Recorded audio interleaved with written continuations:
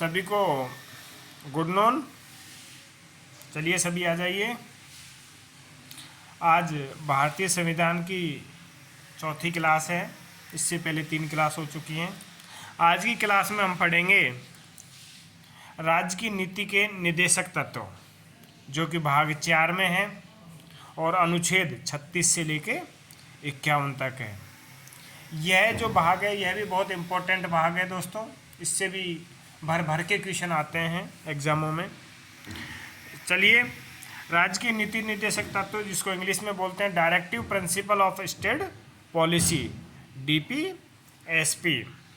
ठीक है, तो जहाँ मैं DPSP बोलूँ आप तुरंत समझ जाना कि राज्य की नीति के निर्देशक तत्व हैं ये।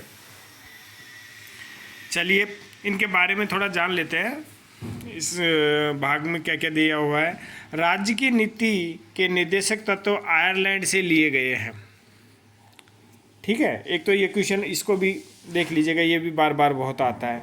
अब किसने क्या कहा राज्य की नीति के निर्देशक तत्वों के बारे में? डॉक्टर भीमराव अंबेडकर जी ने बोला है कि राज्य के नीति निर्देशक तत्वों को भारतीय संविधान की नवीन विशेषताएं बताया है।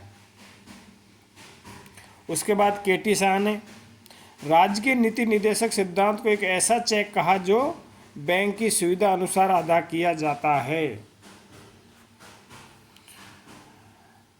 ये याद रखना दोस्तों, क्योंकि वो तो सब कुछ सभी स्टूडेंट याद कर लेते हैं, लेकिन ये वाला जो रेड वाला है कि सर्वोच्च न्यायालय ने केशवानंद भारती मामले में क्या कहा। सर्वोच्च न्यायालय ने कहा कि नीति निर्देशक तत्व और मूल अधिकार एक दूसरे के पूरक हैं। Very very important. चलिए दोस्तों, अब अनुच्छेद पाते हैं। जो इम्पोर्टेंट अनुच्छेद है 36 से लेकर 51 तक, जो एग्जामों में आते हैं वही मैं करवाया हूँ। ठीक है, तो अनुच्छेद 36 में परिभाषा दी हुई है। अब परिभाषा में क्या है कि इसमें राज्य की परिभाषा दी गई है। राज्य की परिभाषा वही होगी जो भाग 3 में है। भाग 3 कौन सा था? मौलिक अधिकार। तो उसमें मैं बताया हूँ, वो भी आप पढ़ लीजिएगा। अनुच्छेद 37 वेरी वेरी इंपॉर्टेंट। इस भाग में अंतर्विष्ट तत्वों का लागू होना। दूसरे शब्दों में कहें, सरल शब्दों में, कि इन सिद्धांतों को न्यायालय द्वारा लागू नहीं किया जा सकता। केवल ये देश के शासन में मौलिक हैं और कानून बनाते समय इन सिद्धांतों को लागू करना राज्य का कर्तव्य है। थोड़ा सा इसको समझिए दोस्तों कि मौलिक अधिकार में और DPSP में क्या अंतर है।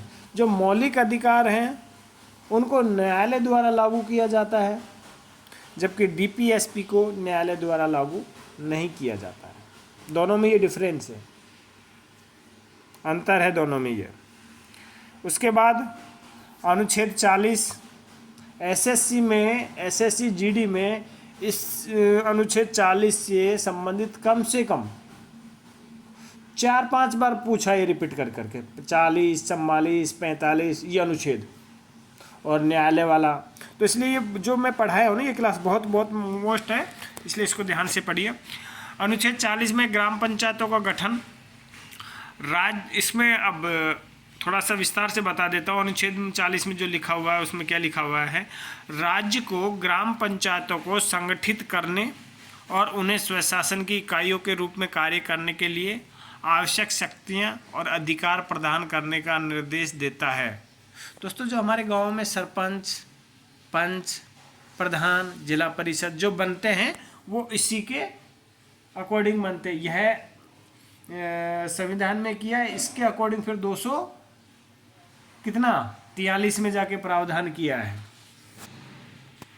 चलिए नेक्स्ट, अनुच्छेद 44 जो प्रेजेंट में, करंट में बहुत ज़्यादा महत्व का क्वेश्चन है। 44 में क्या है? एक समान नागरिक सिविल संहिता UCC। अनुच्छेद 45 में क्या है? 6 वर्ष से कम आयु के बालकों के लिए प्रारंभिक बाल्यावस्था की देखरेख और शिक्षा का उपबंध। जो दोस्तों आंगनबाड़ी होती है गाँव में, वो अनुच्छेद 45 के अंदर ही आती है। यदि आपसे क्वेश्चन पूछ ले कि आंगनबाड़ी जो संस्थाएं खोली गई हैं वो किस अनुच्छेद से संबंधित हैं, तो अनुच्छेद 45 से संबंधित हैं।